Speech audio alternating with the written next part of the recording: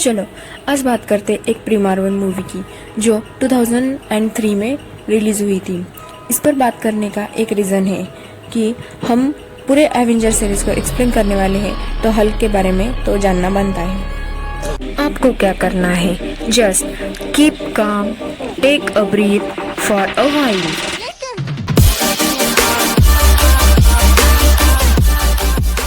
Hulk word का मतलब होता है एक बड़ा सा जहाज। इस मूवी की रेटिंग्स कुछ इस तरह से है। मूवी स्टार्ट करने से पहले हम एक साइंस जान लेते हैं, रिकॉम्बिनेंट डीएनए टेक्नोलॉजी, जिसमें एक जानवर के डीएनए में से स्पेशल कैरेक्टर वाला जीन निकालकर हम दूसरे डीएनए में और दूसरे सेल में प्लांट कर सकते हैं, जिससे वो स्पेशल कैरेक्टर उस दूसरे होस्ट सेल में आ जाता है। और दूसरी बात है कि गैमा रेज हमारे शरीर में म्यूटेशन लाते हैं, जैसे हिरोशिमा नागासाकी में होता है वैसे ही, जिससे वो स्पेशलाइज कैरेक्टर कुछ ज्यादा ही बड़ा चढ़ाकर और कुछ और स्पेशल कैरेक्टर हमारे जीन में ट्रांसप्लांट हो जाते हैं। तो स्टार्ट करते हैं हमारी मूवी बिना किसी वक्त जाया किए। मूवी में स्टार्ट में ब्रियन बैनर एक जेनेटिक साइंटिस्ट जो अपनी एक रिसर्च कर रहा होता है स्टारफिश, जेलीफिश, बंदर और छिपकली जैसे जानवरों के साथ मिलकर। वो एक सूरज का कवच बनाना चाहता है जिससे इंसान पर किसी भी हथियार, बीमारी या जहर तक का भी असर ना हो। ये प्रयोग खतरनाक होने के कारण गवर्नमेंट इसे इंसानों पर प्रयोग करने से मना कर देती है, तो ये खुद पर ही प्रयोग करना स्टार्ट कर देता है। ये प्रयोग जेनेटिक इंजीनियरिंग का प्रयोग होता है, जिससे इंसान के जीन में बदल होने लगते हैं। इसके बाद उसकी पत्नी यानी कि रेवेना बैनर प्रेग्नेंट हो जाती है और उन्हें एक बेटा पैदा होता है जिसका नाम वो रखते हैं ब्रूस बैनर यानी कि हल्क। ब्रूस में वो सभी कैरेक्टर दिखने लग जाते हैं जो ब्रियन एनिमल से उठाकर उसके जीन में डालता है, क्योंकि वो इसी का बेटा होता है और जीन ट्रांसफॉर्मेशन के जरिए ये कैरेक्टर उसमें से उसके बेटे यानी ब्रूस में चले जाते हैं, जैसे कि नसों को हरा होना, उसके जख्म अपने आप भरना, जिससे उसको कुछ भी पता नहीं चलता था। लेकिन ब्रियन बैनर समझ चुका था कि वो एक गलती थी और वो उस गलती को सुधारने की कोशिश करने लग जाता है। शायद वो जानता था कि उसका बेटा एक मॉन्स्टर बनने वाला है, लेकिन उसकी गलती सुधारने से पहले ही गवर्नमेंट के कुछ एजेंट को उसके लैब में इंसानी खून के कुछ अंश मिल जाते हैं। वो गवर्नमेंट एजेंट थंडरबोल्ट रॉस होता है और गवर्नमेंट उसे ये प्रयोग आगे करने से मना कर देती है। गुस्से में आकर ब्रियन लैब के सारे गैमा किरणों को एक्सपेल कर देता है और लैब से भाग जाता है। लैब में सायरन बजने लग जाते हैं, सभी तरफ अफरा तफरी होने लग जाती है। ब्रियन घर आकर उसके पत्नी से कहता है कि वो ब्रूस को मार डालेगा क्योंकि वो एक दानव बनने वाला है, लेकिन ब्रियन की बीवी रेबेना ऐसा करने से मना कर देती है क्योंकि वो उसका खुद का बेटा होता है।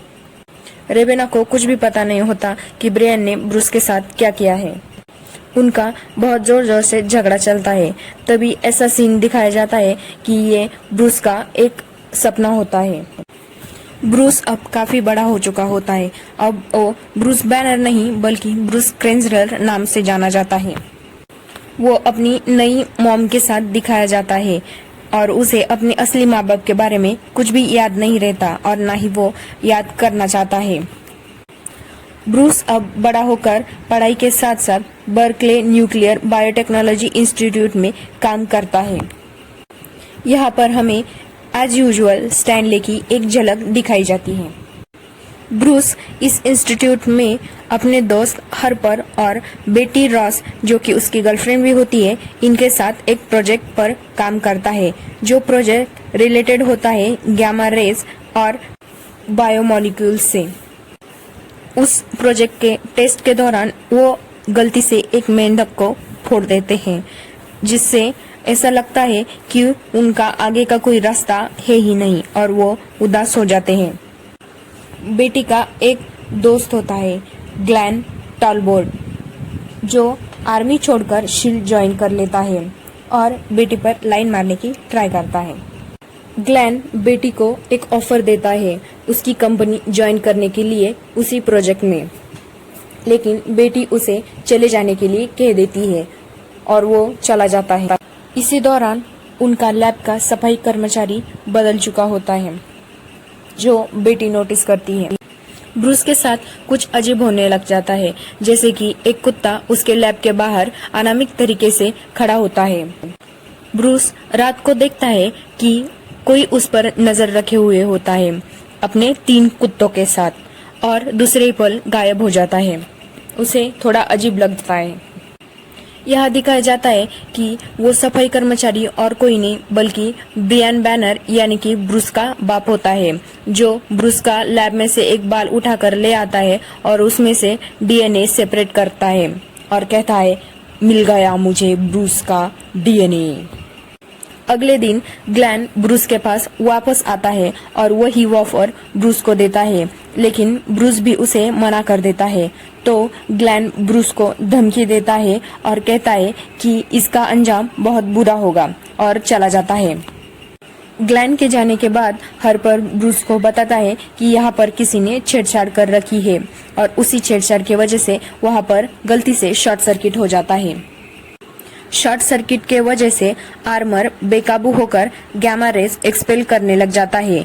ब्रूस अपने दोस्त हार्पर को बचाने के लिए गैमा रेस अपने ऊपर ले लेता है और बेहोश हो जाता है। सब डर जाते हैं, लेकिन ब्रूस पर गैमा रेस का कोई भी असर नहीं होता है, बल्कि उसे बहुत ही अच्छा फील होने लग जाता है। उसके घुटनों का दर्द, जो कि बहुत दिनों से उसे तंग कर रहा था, वो अभी नहीं होता। वही हॉस्पिटल में ब्रियान ब्रूस से मिलने आता है और कहता है कि तुम्हें नहीं पता तुम्हारे साथ क्या हो रहा है, लेकिन मुझे पता है, मैं तुम्हारी मदद करूंगा अगर तुम मुझे माफ कर दो तो। लेकिन ब्रूस ब्रियान को पहचानने से भी मना कर देता है अपने 3 कुत्तों के साथ। गवर्नमेंट एजेंट थंडरबोल्ट रॉस, जो कि अब बहुत बड़ा ऑफिसर बन चुका होता है, उसकी बेटी यानी कि बेटी रॉस से कहता है कि वो ग्लेन की कंपनी ज्वाइन कर ले उसी प्रोजेक्ट के सिलसिले में, लेकिन बेटी मना कर देती है। वो समझ जाती है कि उसके बाप को ग्लेन ने ही भेजा है उसे बहकाने के लिए या उसे मनाने के लिए। ब्रूस को कुछ शक होने पर वो अपनी ब्लड की जांच कराता है, तो उसे पता चलता है कि उसके जीन्स में म्यूटेशन हो चुका है। उसी समय उसे बेटी का कॉल आता है और बेटी बताती है कि उसके बाप थंडरबोल्ट ने उसे लैब के बारे में कुछ बताया है जो उनके लिए अच्छा नहीं होता।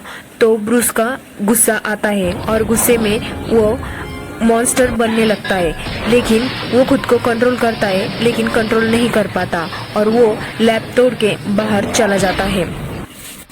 जाते समय उसे ब्रियान बैनर दिख जाता है और उसे याद आता है कि वो ही उसका असली बाप है। दूसरे दिन सुबह बेटी ब्रूस को मिलने आती है और वो देखती है कि ब्रूस सोया हुआ है और उसके कुछ कपड़े फटे होते हैं। तो बेटी उससे पूछती है कि कल लैब में एक मॉन्स्टर दिखाया गया था, क्या तुम्हें उसके बारे में कुछ पता है? तो ब्रूस मना कर देता है कि उसे कुछ भी पता नहीं है। बेटी ब्रियान से मिलने जाती है क्योंकि उसे ब्रूस पर शक होता है और ब्रियान उसके बारे में कुछ जानता है, ऐसा उसे लगता है, और वो ब्रियान के पास चली जाती है बात करने के लिए। तब ब्रियान को पता चलता है कि ब्रूस और बेटी एक दूसरे से प्यार करते हैं और वो ब्रूस को कॉल करके बताता है कि उसने बेटी पर कुछ तो हमला कर दिया है और वो उसे अगर बचाना चाहता है तो उसे उसकी शक्ति दिखानी पड़ेगी। ब्रूस उसकी बात को मना कर देता है और कहता है कि मैं बिना गुस्सा किए ही उसे बचा लूंगा, और वो उसे बचाने के लिए निकलता है। लेकिन बीच में ही ग्लेन आ जाता है और उनके बीच में थोड़ी सी बहस होती है। बहस के बीच में ब्रूस बैनर हल्क बन जाता है और वहां पर अफरा तफरी करके निकल जाता है बेटी को बचाने के लिए। जब ब्रूस हल्क बनकर बेटी को बचाने जाता है तो बेटी को पता चल जाता है कि ब्रूस ही हल्क है, वो हरा मॉन्स्टर ब्रूस ही है। जब बेटी हल्क से बात करने की कोशिश करती है तो उस पर उन कुत्तों का हमला होता है जो ब्रियान के होते हैं और ब्रियान ने उन्हें ब्रूस का डीएनए यूज करके बनाया हुआ होता है, इसीलिए वो हल्क की तरह ही ताकतवर होते हैं। हल्क और उन कुत्तों के बीच काफी झगड़ होती है और वो कुत्तों को मार डालता है। बेटी के सामने आते ही ब्रूस का गुस्सा ठंडा हो जाता है और वो हल्क से अपने असली रूप में आ जाता है और बेहोश होता है। जब वो उठता है तो बेटी उसके सामने बैठी हुई होती है। वो थोड़ी देर बात करते हैं, लेकिन बात करते समय ही उसे कुछ हलचल लग रही होती है, तो वो बाहर देखने आता है तो उसे कोई इंजेक्शन लगा देता है और बेटी उसे बोलती है, आई एम सॉरी ब्रूस, यानी कि बेटी ने ही वहाँ पर मिलिट्री बुलाई होती है। वो लोग उसे हेलीकॉप्टर में बिठाकर दूर कहीं ले जाते हैं जहाँ इंसानों को उसका कोई भी धोखा ना हो और बेटी को वापस भेज देते हैं। वहाँ पर ब्रूस को बहुत टॉर्चर किया जाता है कि जिसके लिए वो उनके सामने हल्क बन सके, लेकिन वो अपना गुस्सा काबू में कर लेता है और हल्क नहीं बनता। लेकिन जब उसे इलेक्ट्रिक शॉक यानी कि मैग्नेटिक लेयर के बीच में रखा जाता है तो उसे अपने बचपन की यादें याद आने लगती है। तो उसे याद आता है कि उसी के बाप ने उसी की माँ को मार डाला होता है, तो उसे बहुत ज्यादा गुस्सा आता है और वो हल्क में रूपांतर हो जाता है। हल्क बन जाने के बाद ब्रूस वहाँ का सिलेंडर तोड़ देता है और बाहर आता है और वहाँ की लैब तोड़कर वो भागने की कोशिश करता है। वो लैब वही होती है जहाँ पर उसके बाप ने उसके बचपन में काम किया होता है। हल्क भागकर उसके बचपन के घर के सामने आकर खड़ा हो जाता है तो उसे याद आता है कि उसकी माँ के कत्ल के लिए उसके बाप को आर्मी ने पकड़ लिया होता है। वहाँ पर उस पर मिलिट्री का हमला होता है। ये सीन देखने के लिए बहुत जबरदस्त है, हमें उसे देखना जरूर चाहिए। हल्क मिलिट्री के हमले से बचकर भाग निकलता है।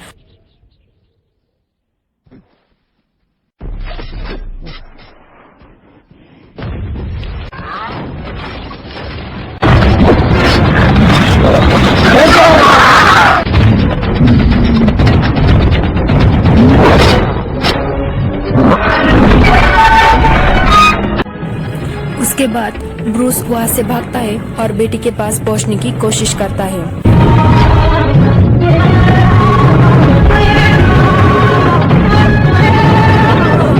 वो भाग कर कैलिफोर्निया के ब्रिज पर खड़ा होता है। एक मिलिट्री का जहाज हल्क पर हमला करने आता है, लेकिन अपना ही काबू खोकर वो ब्रिज को टकराने की फिराक में होता है। उसे बचाने के चक्कर में हल्क उस जहाज पर उड़ी मारता है और वो जहाज उसे मिले आदेश के अनुसार ऊपर चला जाता है और बहुत ज्यादा ऊपर चला जाता है जहां ऑक्सीजन की कमी होती है।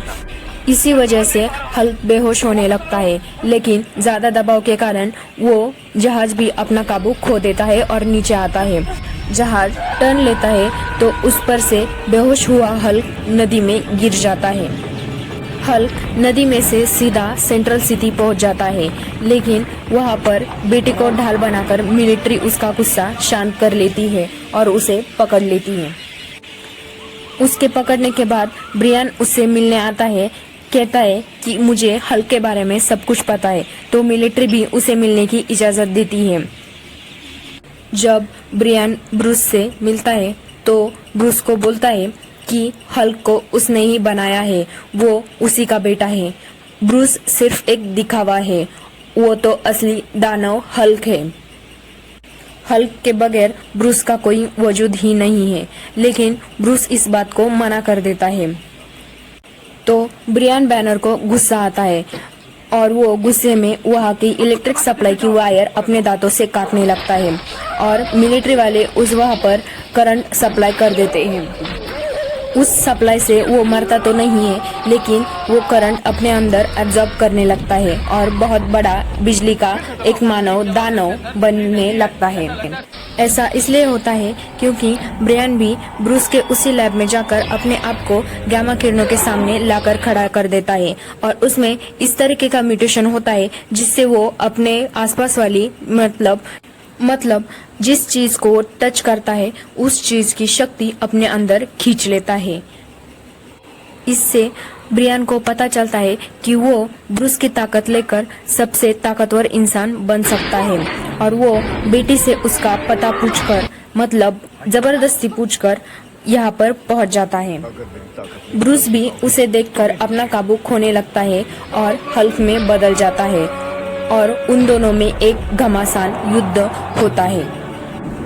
इस झगड़े के दौरान जब हल्क नोटिस करता है कि ब्रियान हर किसी की ताकत अपने अंदर सोख लेता है, तो वो कहता है कि जितना मैं उस पर हमला करूंगा वो उतना ही ताकतवर हो जाएगा और कहता है अब मैं लड़ाई नहीं करूंगा, तुम्हें जितनी चाहिए उतनी ताकत मुझसे ले लो।